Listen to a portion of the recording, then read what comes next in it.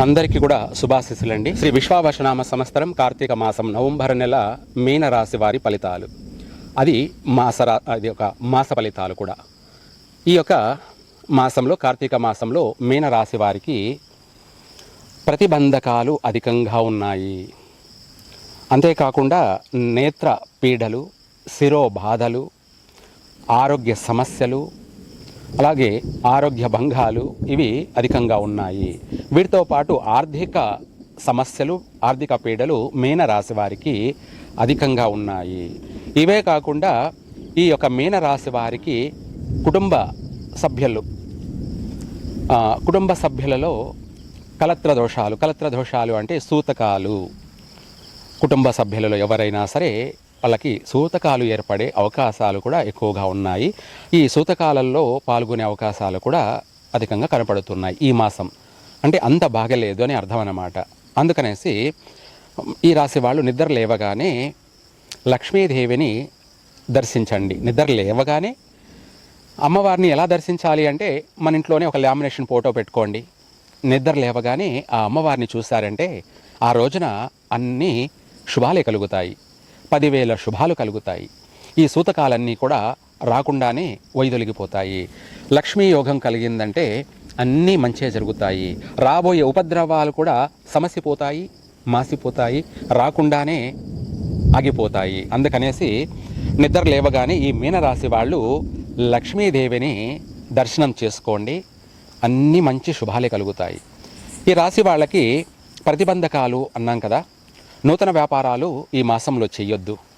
ప్రతి ఒక్కరికి ఏమిట్రా అంటే కార్తీక మాసం చాలా మంచి మాసం కదా, పవిత్రమైన మాసం కదా, ఈ మాసంలో మనం ఏది చేసినా బాగుంటుంది అని అనుకుంటారు. నిజమే, కానీ కార్తీక మాసం మంచి పవిత్రమైన మాసము, శుభమాసమే.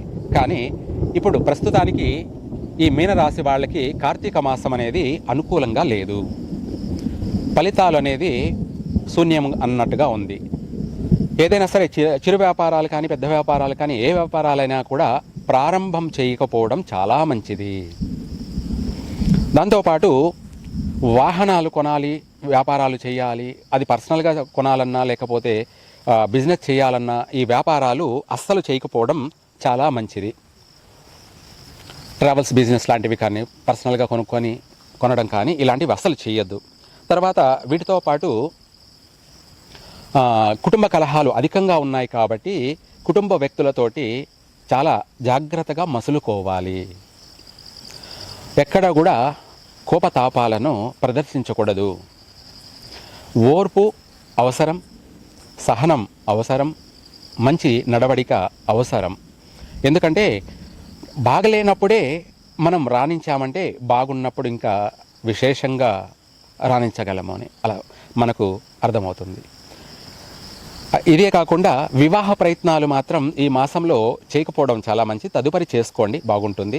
ఈ మాసంలో ప్రారంభం చేయడం వల్ల అంతగా కలిసి రాకపోయే అవకాశాలు కూడా కనబడుతున్నాయి. ఒకవేళ వివాహమైనా కూడా కలకాలం కాపురం సాగుతుంది అన్నంత ఆశలైతే లేవు.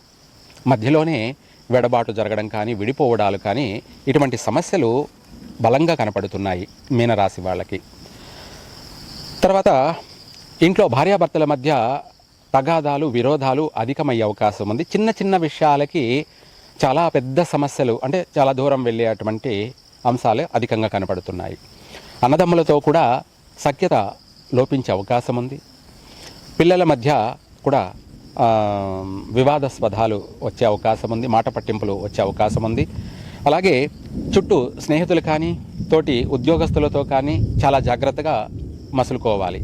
మీరు చేస్తున్నటువంటి ఉద్యోగాలలో అధికారులతో మాట పట్టింపులు, కష్టానికి గుర్తు లేకపోవడము, లేదంటే మీ కష్టాన్ని కూడా చోరీ చేసే అవకాశం ఉంది. అంటే మీతోటి ఉద్యోగస్తులు కూడా మీరు చేసింది మీరైతే ఆ యొక్క క్రెడిట్ అంతా కూడా పక్క వాళ్ళు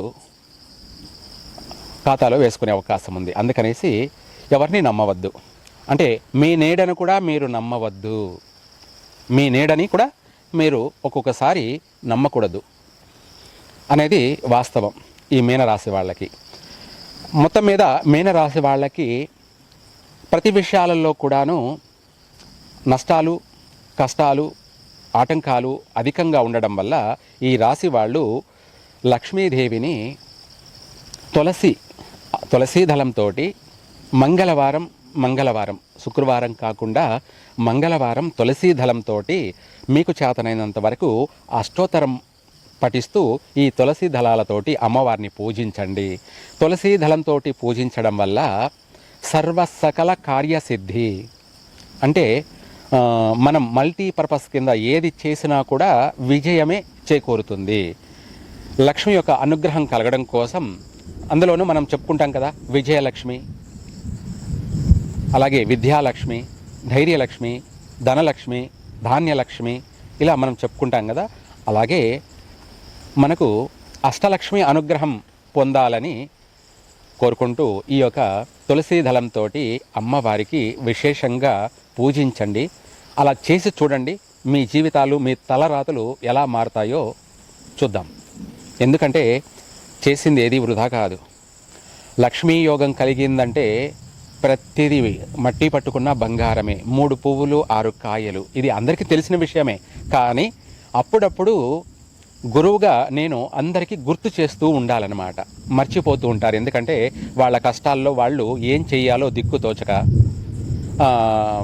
మంచి చెయ్యాలన్న ఆలోచన రాక, ఆ బాధల్లో ఆ కష్టాల్లో ఉన్నటువంటి వాళ్ళందరికీ కూడా నేను మళ్ళీ గుర్తు చేయడం అన్నమాట. హనుమంతుడి యొక్క శక్తి హనుమంతుడికి తెలియదు, ఎందుకంటే ఆయన శాపగ్రస్తుడు, అంటే గ్రహదోషాలు పట్టి పీడించాయి కాబట్టి ఆయన శక్తి ఆయన మర్చిపోయాడు. అది ఆయనకు శాపం అనుకోండి. ఆ శక్తిని తిరిగి మళ్ళీ ఆయనకు గుర్తు చేయాలి. ఆ చేయడం కూడా జాంబవతుడు గుర్తు చేయడం అన్నమాట. అందుకనే మళ్ళీ ప్రతి ఒక్క మనిషికి కూడా ఈ మీనరాశి వాళ్ళకి గురువుగా నేను వాళ్ళకి గుర్తు చేస్తే వాళ్ళు ఆ యొక్క మార్గాన్ని అనుసరిస్తారు, బాగుపడతారు. బాగుండాలి, అందరూ బాగుండాలి, అందరూ బాగున్నప్పుడే నేను బాగుంటాను కదా. ఇది సర్వే జన సుఖినో భవంతు, అంటే అందరూ సుఖంగా ఉండాలి, వాళ్ళందరూ బాగుంటేనే కదా నేను బాగుంటాను. వాళ్ళు బాగుండేలాగా చూసుకోవాల్సిన బాధ్యత నాది. అందుకనేసి అందరూ బాగుండడానికి కోసమై మీరు మంచి పనులే చేయండి, మంచే జరుగుతుంది. చెడుకు దూరంగా ఉండండి, మంచికి దగ్గరగా రండి. ఎందుకంటే మనము మన కుటుంబాన్ని అన్ని విధాల డెవలప్మెంట్ చేసుకోవాలి, పోషించుకోవాలి. ఇదే కాకుండా వీళ్లకు ఆర్థికపరమైనటువంటి మంత్రం కూడా తెలియచేస్తాను. ఆ ఆర్థికపరమైన మంత్రం ఏమిటి అంటే కుబేర మంత్రం, లక్ష్మీ కుబేర మంత్రం. ఓం ఐం హ్రీం శ్రీం క్రీం యక్షాయ కుబేరాయ వైశ్రవణాయ ధనధాన్యాధిపతియో ధనధాన్య సమృద్ధిమే దేహి దేహి ధాపయ ధాపయ స్వాహ. ఈ మంత్రాన్ని మనము సాక్షాత్తు ఆ యొక్క లక్ష్మీ కుబేరుణ్ణి మనం యాచించుకుంటున్నామన్నమాట. ధాపయ ధాపయ అంటే నాకు అనంతమైన ధనాన్ని ప్రసాదించు అని. కాబట్టి అలా ఈ మంత్రాన్ని పఠించండి.